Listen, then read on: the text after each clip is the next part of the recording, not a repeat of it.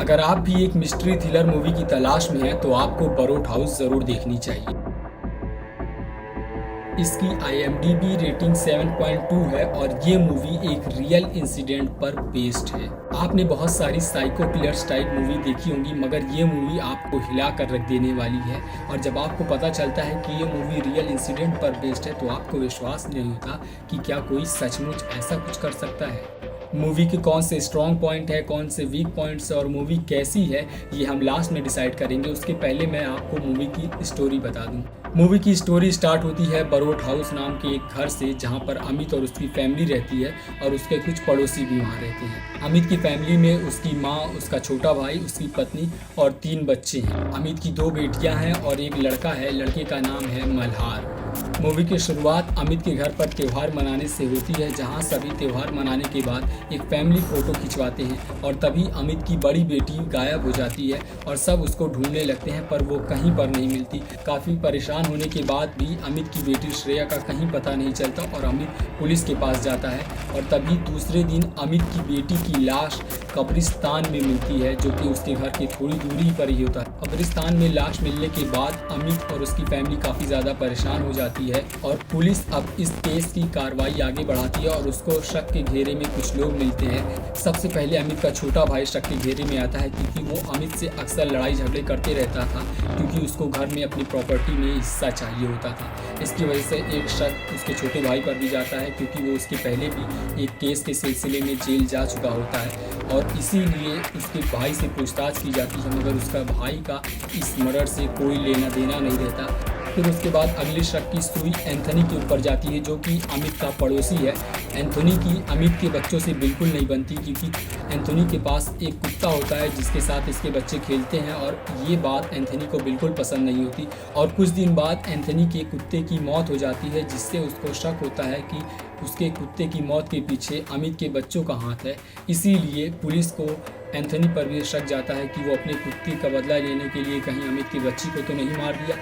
मगर पुलिस की कार्रवाई आगे बढ़ने के बाद पता चलता है कि एंथनी का इस केस से कोई लेना देना नहीं है और अब पुलिस का शक अमित के ऊपर जाता है, क्योंकि अमित की पत्नी ने बताया था कि अमित अपनी बच्चियों के साथ अच्छा बिहेव नहीं करता था। वो अपनी बच्चियों को उतना प्यार नहीं करता था जितना वो मल्हार को करता था, क्योंकि अमित को शक था कि उसकी पत्नी और एंथनी का आपस में कोई चक्कर है, इसलिए वो अपनी बच्चियों को बिल्कुल पसंद नहीं करता था और वो मल्हार को ज़्यादा प्यार करता था। इसलिए अब पुलिस के घेरे में अमित भी था, मगर इन्वेस्टिगेट करने के बाद पता चलता है कि अमित का भी इस मर्डर से कोई लेना देना नहीं है। और अब मूवी थोड़ी आगे बढ़ ही रही होती है कि कभी पता चलता है कि अमित की छोटी बेटी की भी डेथ हो गई है और इस खबर से पुलिस भी काफ़ी ज़्यादा परेशान हो जाती है कि आखिर कौन है जो एक के बाद एक मर्डर कर रहा है। और अब पुलिस सीधा सीधा अमित के ऊपर शक करती है और काफ़ी इन्वेस्टिगेट करने के बाद भी पता चलता है कि अमित ने कुछ नहीं किया है और पुलिस को कोई प्रूफ नहीं मिलता कि आखिर ये मर्डर कर कौन रहा है। मूवी थोड़ी आगे बढ़ने के बाद पता चलता है कि अमित की एक छोटी बच्ची हुई है और अब वो उसकी काफ़ी ज़्यादा केयर करता है और तभी उसको एक दिन कुछ अजीब सी घटना दिखाई देती है। मल्हार अपनी छोटी बहन को पानी में डुबो के नहला रहा है और उसको अचानक से शक जाता है कि कहीं इसी ने तो नहीं दोनों बच्चियों को खून किया है और वो तुरंत अपनी बच्ची को छुड़ाता है और फिर उसके बाद मल्हार को एक कमरे में ले जाकर बहुत ही डांटता है और पूछता है कि क्या तुमने ही दोनों बच्चियों का कत्ल किया है। मल्हार ये एक्सेप्ट करता है कि उसी ने अपनी दोनों बहनों का खून किया है और फिर अमित उससे पूछता है कि तुमने ये क्यों किया, मगर इसका जवाब मल्हार नहीं देता है।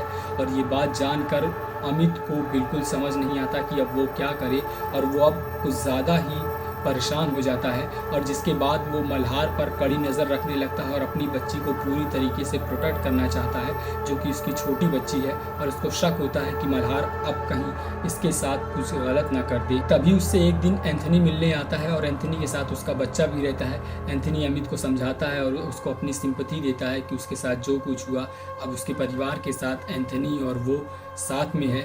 मगर तभी कुछ दिन बाद पता चलता है कि एंथनी के बच्चे की भी डेथ हो गई और अब अमित को बहुत ज़्यादा गुस्सा आता है और वो मल्हार को कमरे में ले जाकर उसे मारने की सोचता है, मगर वो ऐसा नहीं कर पाता। आखिरकार मल्हार को वो पुलिस के हवाले कर देता है और पुलिस जब उससे पूछती है क्या तीनों मर्डर तुमने किए हैं, तब वो एक्सेप्ट करता है कि हाँ उसने अपनी बहन और एंथनी की बेटे का कत्ल किया है। जिसके बाद मल्हार को पुलिस की कस्टडी में भेज दिया जाता है और वहाँ पर कुछ डॉक्टर्स की निगरानी में ये रहता है, जहाँ पर कई और बच्चे रहते हैं। डॉक्टर को शुरू में थोड़ा शक जाता है कि ये कुछ डिस्टर्ब है, मगर धीरे धीरे उसे लगता है कि मल्हार बिल्कुल नॉर्मल है।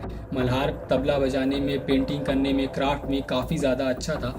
डॉक्टर्स को पूरी तरीके से ये यकीन हो जाता है कि मल्हार ने कुछ नहीं किया। और कुछ दिन बाद डॉक्टर्स को एक पेंटिंग मिलती है जिसमें मल्हार ने एक पेंटिंग बनाई थी, जिसमें वो दिखा रहा था कि वो कत्ल होते वक्त उस जगह पर था, पर कत्ल उसने नहीं किया। और डॉक्टर्स वो पेंटिंग पुलिस को सौंप देते हैं और उस पेंटिंग की बेस पर पुलिस अमित को अरेस्ट कर लेती है। और उस पेंटिंग में दिख रहा होता है कि अमित ने अपनी बच्चियों का खून किया है और मल्हार ये सब देख रहा होता है। उसके बाद कुछ दिन तक अमित को पुलिस कस्टडी में रखा जाता है और मल्हार को रिहा कर दिया जाता है। मगर तभी कुछ दिन बाद ये पता चलता है कि अमित की छोटी बच्ची की मौत हो गई है और उसका भी मर्डर हो गया है। तो यहाँ पर मूवी का एंड होता है। अगर आपको भी जानना है कि आखिर कौन है जो ये मर्डर कर रहा है, तो आपको ये मूवी देखनी चाहिए।